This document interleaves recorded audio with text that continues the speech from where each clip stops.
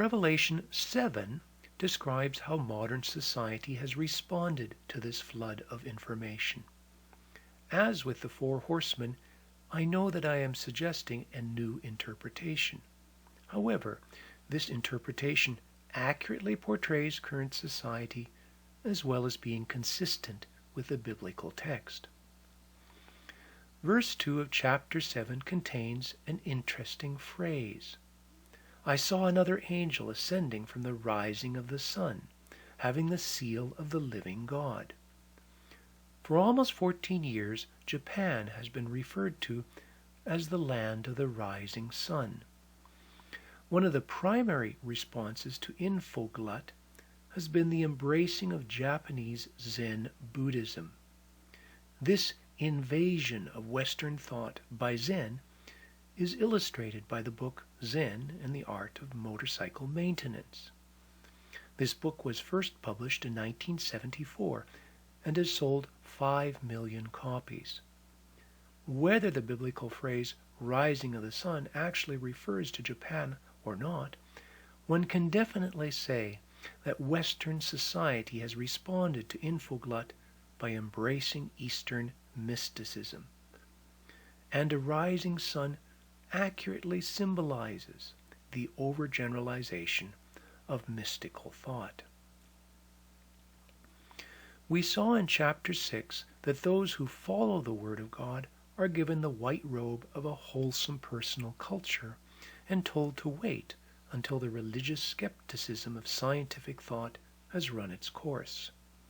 Eventually, another option emerges, which is to believe that all of the fragments of knowledge are held together by a God who transcends the universe. Notice the difference between these two.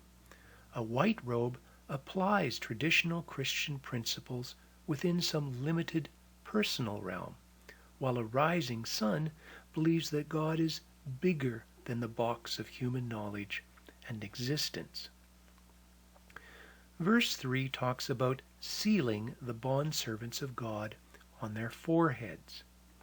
I suggest that this represents two different ways of approaching the concept of a transcendent God.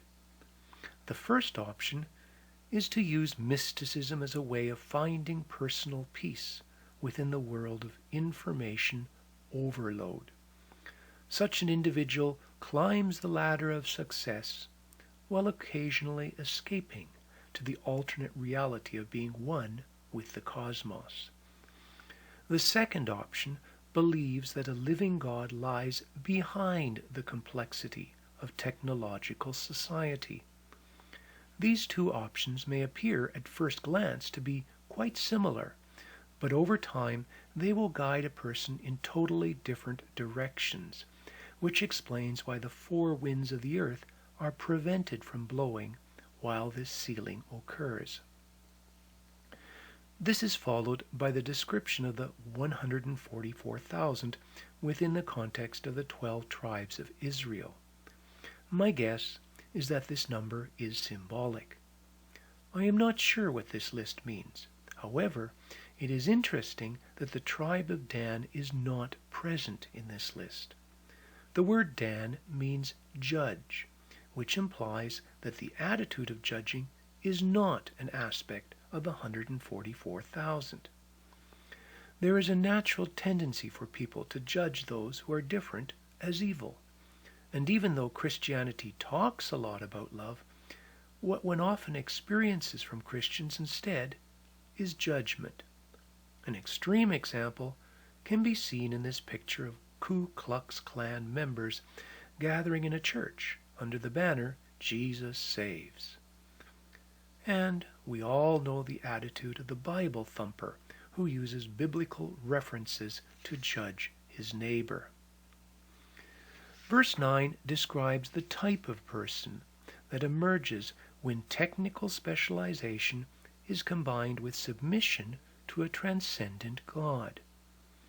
There is a great multitude from every nation, tribe, people, and tongue, illustrating a cross-cultural focus that transcends linguistic and cultural divisions. These individuals are clothed in white robes, indicating wholesome personal lives, and they are waving palm branches, implying a lifestyle of peace. This brings to mind professionals who peacefully spread a message of God by acting as servants of God. This type of mindset is good, but as we saw in the previous video, the second group of 144,000 mentioned in Revelation 14 follow God in a more intelligent manner. Verse 10 says that these people proclaim a God of salvation. This, combined with the absence of the tribe of Dan, tells us that the message is no longer one of God judging the world, but rather one of God saving the world through incarnation. This leads to a paradigm shift in heaven. When a paradigm shift occurs, then the same information will be viewed from a different perspective. For instance, analyzing the book of Revelation from a cognitive perspective is a paradigm shift, because the same biblical text is being viewed from a different perspective. In verse 13, one of the elders asks the author John about the identity of this great multitude. John replies that the elder knows, and the elder then proceeds to answer his own question. In other words, the elder knows the answer to his question, but he has to have help from someone else to be able to see this answer. He has to go through a paradigm shift. The elder replies that this multitude has come out of the great tribulation, and states that these individuals have washed their robes and made them white in the blood of the Lamb. The great tribulation is usually viewed as a 7-year period of intense suffering and persecution. But the word thlipsis, that is translated tribulation, actually means squeezing or narrowness.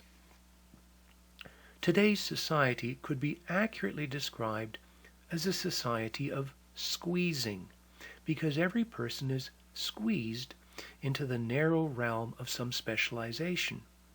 And in order to live within the narrow world of some profession, one must first squeeze through the process of becoming trained as a professional. This squeezing is illustrated by the list of medical specializations shown here. Entering into any of these professions involves extensive squeezing, and the individual who becomes certified within one of these professions is prevented by law from going beyond the walls of his narrow specialization. Every professional becomes an expert in some field, but the multitude being described in Revelation 7 has also made its robes white in the blood of the Lamb. Saying this another way, professional training applies the rebirth of the Lamb to some objective field of specialization.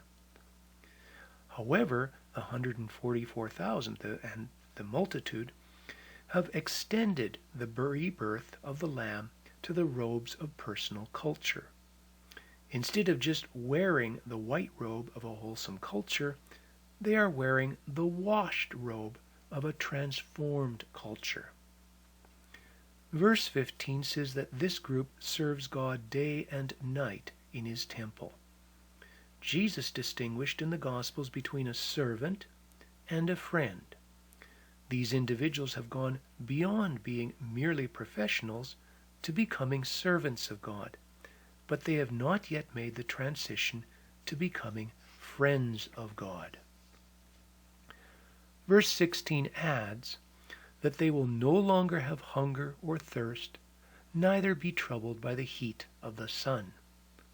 The current system of objective science creates hunger because it is continually driven to discover new facts, and it leads to thirst because it places people within an environment of greater productivity that ignores the individual.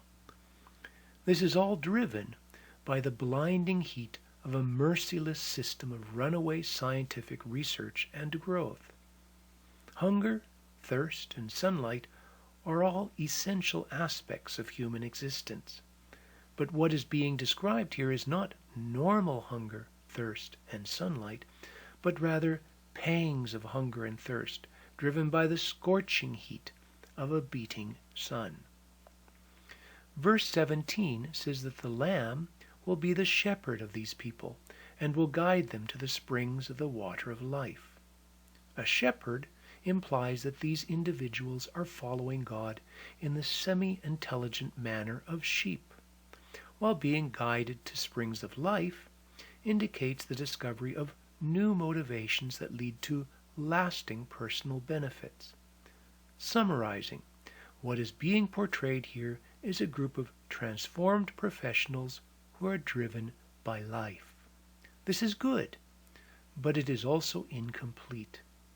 And this incomplete personal transformation will lead to a partial transformation of society. One can see the partial nature of this transformation by comparing the 7 trumpets described in chapter 8 with the 7 bowls that follow later, described in chapter 15, which were discussed in the previous video. The 7 trumpets are preceded by silence in heaven. If heaven represents a realm of understanding, then silence tells us that understanding is inadequate. In contrast, the 7 bowls are preceded by a power that is so great that no one can enter the temple of heaven, telling us that the problem is too much understanding and not enough application. Much incense is added to the prayers of the saints before the first trumpet. This implies that the content of prayer to God is being emotionally inflated by the incense of religious fervor. In contrast, the 7 bowls are described as the wrath of God, which implies a fully developed concept of God that is expressing itself emotionally. The prayer and incense are thrown to the earth, and the first 2 trumpets also result in something being thrown down to earth. Throwing suggests an emotionally driven gut response that is not fully rational. In contrast, all of the 7 bowls are poured, indicating a measured response guided by a rational mindset. The first trumpet causes the trees, earth, and green grass to burn. If the earth indicates rational thought, then this tells us that the initial gut response is partially an attack upon rational thought. In contrast, none of the 7 bowls cause the trees, earth, or grass to burn, suggesting that rational thought is not being attacked. Instead, the first bowl causes people to have sores, telling us that the initial target is personal identity and not rational thought. The third trumpet leads to a star of bitterness, which suggests anger against the system. In contrast, the 5th bowl leads to darkness for the kingdom of the beast. Instead of merely raging against the system, the light of the offending system is successfully extinguished. The 4th trumpet leads to a partial darkness for all of society, implying that the existing understanding of society is being shown as inadequate.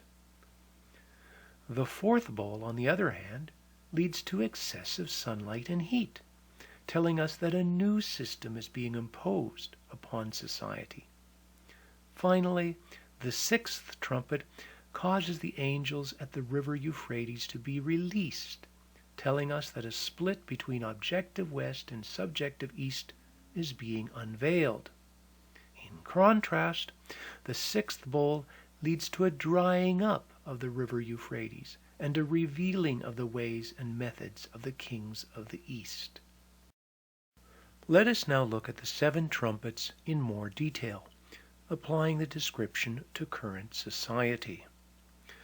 We already saw that much incense is added to the prayers, which is then thrown down to the earth. Similarly, the first trumpet is described as hail and fire, mixed with blood that is thrown to the earth. I suggested in the previous video that blood represents personal identity. Thus, what is being portrayed is a gut personal response, leading to a mixed message, the type of response that one sees illustrated by this protester. On the one hand, the protester is telling others that they need to think, which is a good message. But the two messages of "get a brain" combined with "go USA" indicate that the protester is equating rational thought with American culture, while his lack of basic spelling skills demonstrate that being an American does not guarantee that one knows how to think rationally. Verse 7 says that 1/3 of the earth, as well as 1/3 of the trees, are burned up. I suggested that the earth represents rational thought. When objective, technical, scientific thought is regarded as the only valid form of thinking, then people will naturally confuse science with rational thought. Going further, when the single-minded pursuit of objective science leads to problems, then people will naturally respond by questioning rational thought, as portrayed by this March 2015 issue of National Geographic. Verse 7 adds that all of the green grass is burned up. Jesus talks about grass in Luke 12, saying that it only lasts a while before being thrown into the furnace, but also has a temporary glory that exceeds the glory of Solomon. If earth represents rational thought, then grass is an accurate portrayal of consumerism. New gadgets are continually being unveiled that are more amazing than anything constructed by skilled craftsmen of previous ages. But, like grass, every latest and greatest marvel becomes outdated and is thrown into the fire of frustration and obsolescence. If all the grass is burned up, then this implies a gut-level rejection of the wastefulness and shallowness of consumerism. Verse 8 describes the second trumpet as a great mountain burning with fire thrown into the sea that kills 1/3 of the creatures living in the sea. A mountain is a high point on earth, which portrays an overview of rational thought, while the sea represents the world of experiences. Thus, a mountain being thrown into the sea that turns part of the sea into blood and kills part of the life of the sea would symbolize a rational overview that successfully questions some of the personal experiences of society. The first trumpet was a gut response to the abuses of society. The second trumpet represents a more rational approach of using general principles to question the behavior of society. Using the language of protest, this goes beyond a misspelled slogan to an organized campaign that refuses to be silenced. The third trumpet causes a great star to fall on the rivers and springs. This goes further than the second trumpet in 3 ways. First, the star falls rather than being thrown, which implies a response that goes beyond an emotional outburst. Second, what falls is a star and not a mountain, showing that the rational overview has turned into the light of a general understanding. Finally, what is being targeted is not just the sea of existing society, but rather the rivers of how society progresses, as well as the springs of motivation. In brief, this describes a general understanding of what motivates society, as illustrated by this poster. in which Uncle Sam is instructing the population to pursue a corporate-sponsored lifestyle of crass consumerism. Verse 10 says that the great star burns like a torch, which tells us that the illumination of understanding is somewhat minimal. This is illustrated by the Occupy Wall Street protest movement of 2011, which was an organized protest driven by strong emotions to make its voice known, but which lacked the bright light of a coherent message. The star is called wormwood, which means bitterness. Similarly, many people now understand that modern life is an inescapable rat race that demands hard work, promises great happiness, but leaves a person continually unsatisfied. In other words, we see fairly clearly what is wrong, we know how to rage against the system, but we do not understand the solution. In short, we have a theory of bitterness. The fourth trumpet causes a third of the sun, moon, and stars to be darkened. This tells us that the theory of bitterness is having an effect, because the existing inadequate system of society is being partially dismantled. For instance, respected organizations such as Oxfam are now pointing out that the richest 1% of the world owns as much as the other 99% combined. And society as a whole is coming to the conclusion that this sort of inequality is not sustainable. One can also see the darkening of lights in the questioning of traditional authority. For instance, ongoing scandals within the Catholic Church have caused the Church to lose some of its moral authority. Similarly, we are no longer surprised when governments lie to their people, but have come to the conclusion that governments are inherently dishonest and hypocritical. This is followed by a message of woe announced from an eagle flying in mid-heaven. This is the first of 3 times that the word mid-heaven occurs in the book of Revelation. In the second and third times, an angel delivers the message, while here the message is being delivered by an eagle. An eagle is less intelligent than an angel, again implying that a partially coherent message is being communicated. In summary, the first 4 trumpets portray a gut response to the abuses of society that has only a partial impact because it is only partially intelligent. It points out what is wrong, but does not provide a positive alternative. The 5th trumpet leads to a plague of locusts.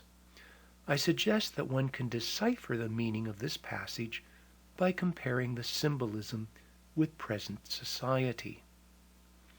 The 5th trumpet begins, like the 4th trumpet, with a star falling from heaven, indicating the impact of a new general understanding. The previous star fell upon the springs of motivation, while this star falls upon the earth of rational thought. The previous star was a theory of bitterness. This star leads to the opening of a bottomless pit, which implies a theory of nothingness. A theory of nothingness may sound like a contradiction in terms, but academic thought, as well as thinking in general, is currently being impacted by precisely such a theory. This theory is known as deconstructionism, which believes that all truth is merely the opinion of some group of people, which is using its societal status to impose its opinions upon the rest of society. Looking at this in more detail, deconstructionism believes that there is no such thing as solid truth. In other words, it believes that the solid earth of rational thought does not exist. Instead, all that exists is personal opinion and power, and deconstructionism reveals the emptiness of so-called truth by pointing out the power structures that are proclaiming this truth. This questioning is causing the sun of general understanding to be clouded by the haze that results from theories going up in smoke, as well as causing the air of words and speech to become darkened by the smoke of emptiness. And, like a horde of locusts, the questioning of deconstructionism is consuming the food of intellectual thought. Verse 4 says that the locusts only affect those who do not have the seal of God on their foreheads. We saw earlier that the idea of a transcendent God can be interpreted in one of two ways. Mysticism can be used merely as a method of finding peace within the human rat race, or one can believe that the complexity of life is being guided by a living God who lies behind this complexity, and one can become a servant of this transcendent God. When the locusts of deconstructionism arrive, then those who use mysticism as a mental trick for finding peace will be especially vulnerable, because their pursuit of mysticism has caused them to question truth at a deep level. Verse 4 also says that the locusts do not hurt the grass of the earth or any green thing. Similarly, the flow of new gadgets, as well as the general concept of growth driven by rational thought, have both been unaffected by the questioning of deconstructionism. In fact, those who work with technology may think that my statements about deconstructionism are an exaggeration. However, I assure you that this is not the case, because the very existence of many of the soft sciences is being threatened by the locusts of deconstructionism. Those who work with technology still think that it is obvious that scientific research can provide us with solid answers, while the average person is now guided more strongly by a mystical bond with the oneness of the global environment than by any belief in truth. Verse 5 says that the locusts are like scorpions which have the power to sting in their tails. The torment of this sting will make people want to seek death, but they will be unable to die. These two traits are an accurate description of deconstructionism.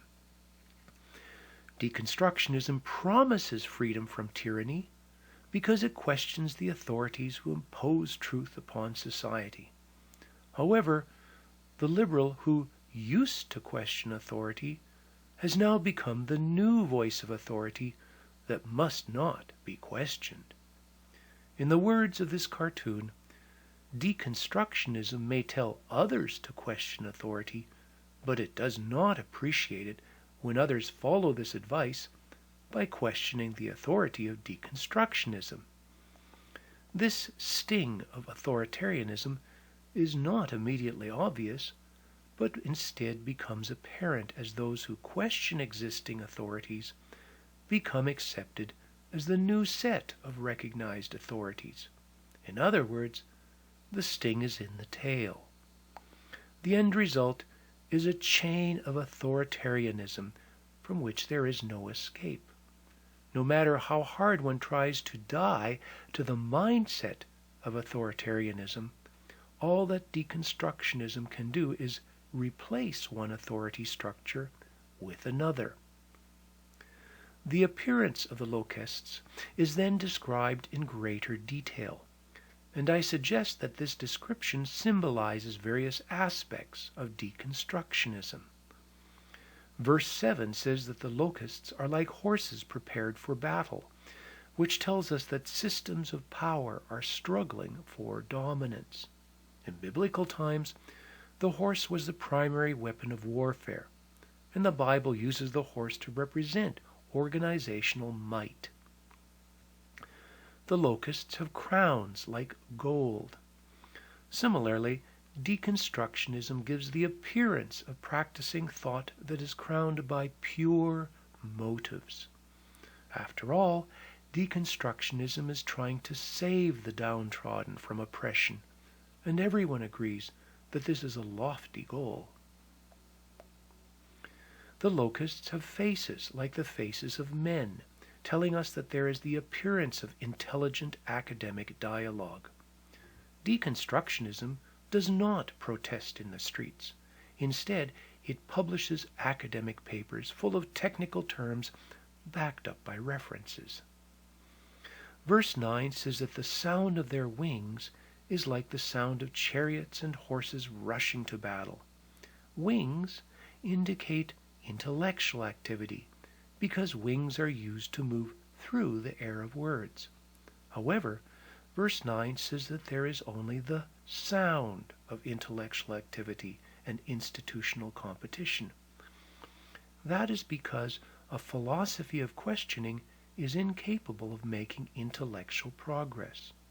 It can tear down, but it cannot rebuild. But the questioning of deconstructionism is accompanied by the sound of extensive academic dialogue.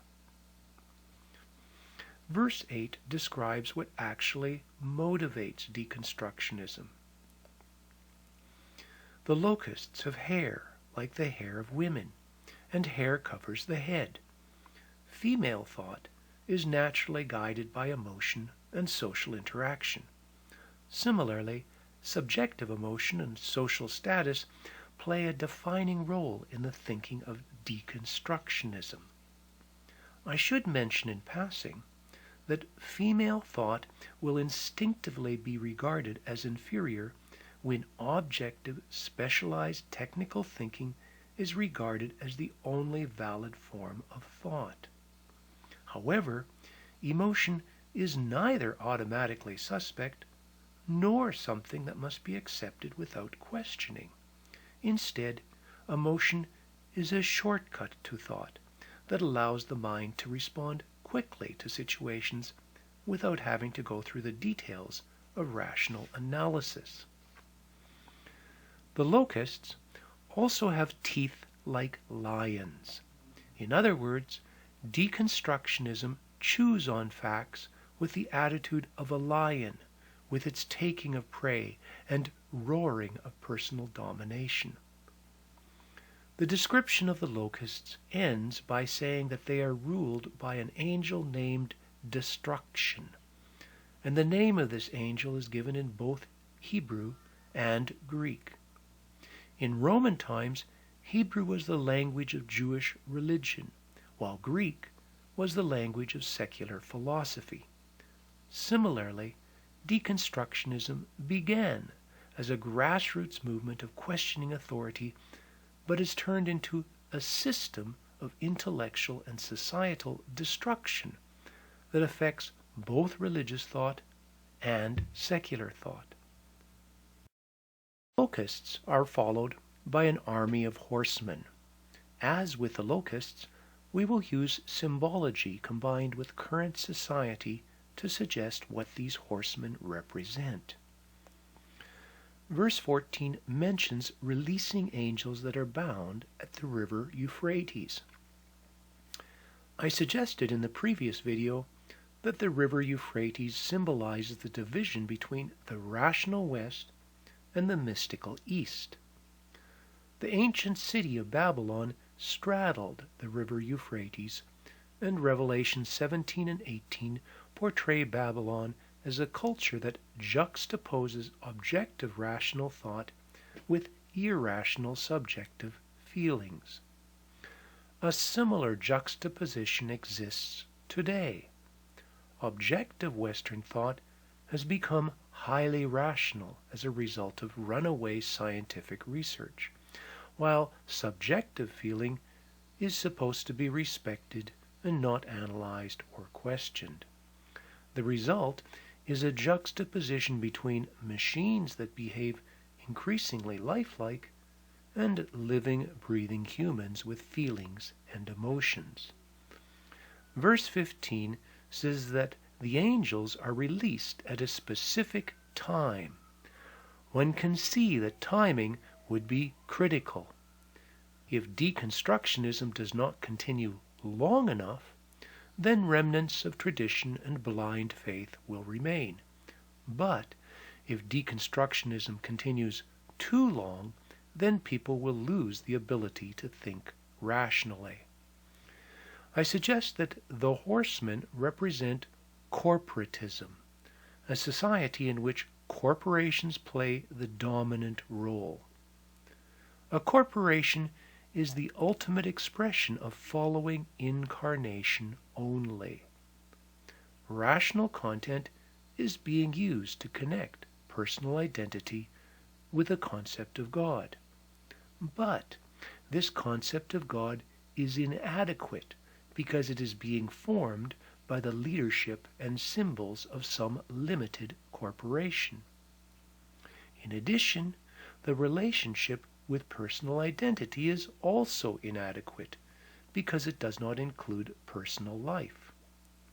And the content is inadequate because it is limited to the technical rules and procedures of the corporation. This would all be fine if corporations existed within the general context of a larger concept of God and incarnation. But this larger context does not exist because everything has been questioned into nothingness by deconstructionism. Therefore, corporations will fill the emotional void and take the place of God and incarnation. In other words, corporations will function rationally in the objective while using emotional manipulation in the subjective, reflecting the split of the Euphrates River. Verse 15 says that 1/3 of mankind is killed. Deconstructionism cannot lead to internal death because it merely replaces one authority figure with another. Corporatism, in contrast, is capable of killing existing culture and transforming the world into a collection of corporate fiefdoms. Verse 16 says that there are 200 million horsemen, and this is often interpreted as an army of 200 million men crossing the Euphrates River. However, I am leery of regarding numbers in Revelation as literal. After all, if the text is symbolic, then it makes sense that the numbers are symbolic as well. However, I find it interesting that the author John hears the number of the horsemen, which suggests that words are being guided by technical thinking with its numbers, and using numbers to guide words is a fundamental characteristic of modern corporate thought. Normally, the human riding a horse is considered to be more important than the horse. In contrast, verses 17 through 19 describe the horses in some detail. They say that all the power comes out of the horse, while the humans are referred to merely as those who sit on the horses. Similarly, what matters in a corporation is the company. Even though a horse needs a rider and a company needs employees, employees are usually regarded merely as impersonal assets controlled by a company. Verse 19 says that the power of the horse is in its mouth and its tail. Fire, smoke, and brimstone proceed out of the mouth of the horse. Fire would indicate a form of motivation, while brimstone is a combination of rock and fire. Similarly, what proceeds out of the mouth of a corporation is the fire and brimstone of slogans, marketing, procedures, and plans, which all use a combination of words and facts to motivate employees and customers. And in the same way that deconstructionism leads to the smoke of verbal confusion, so the pronouncements and marketing of a corporation often contain more smoke than clarity. The tail of the horse is described in verse 19 as a serpent with a head that does harm, and Satan is described in Revelation 12 as the serpent of old. I suggested in the previous video that the serpent symbolizes mysticism. Mysticism identifies with God, and the serpent told Eve in the Garden of Eden that she would be like God. The serpent also told Eve that her eyes would be opened and that she would know good and evil. Similarly, mysticism leads to an eye-opening experience that transcends categories of good and evil. Deconstructionism has a sting in its tail, because those who question authority end up becoming new sources of authority. Corporatism has a form of mysticism in its tail, because the employee of a company ends up identifying with the company in a mystical-like fashion. One sees this identification especially in the typical Japanese corporate employee, who often spends his entire life working for a single corporation. And one can conclude from observing the lifestyles of such employees that this kind of identification is psychologically harmful. Verse 20 says that people did not repent of the work of their hands. Similarly, corporations exist to manufacture products. Verse 20 adds that people continue worshipping idols of gold, silver, brass, stone, and wood, which cannot see, hear, or walk. Similarly, a corporation pursues a bottom line of objective, impersonal value. Finally, verse 21 says that murder, sorcery, immorality, and theft also survive. These traits are also characteristic of many corporations. The murder is usually symbolic, as corporations attempt to kill the opposition. But there are also corporations known as the military-industrial complex, which explicitly develop and market weapons of murder. Sorcery in Roman times used potions to induce visions and hallucinations. Similarly, corporate advertising is often driven by vision and illusion. A whore is someone who prostitutes personal identity in order to acquire objective wealth.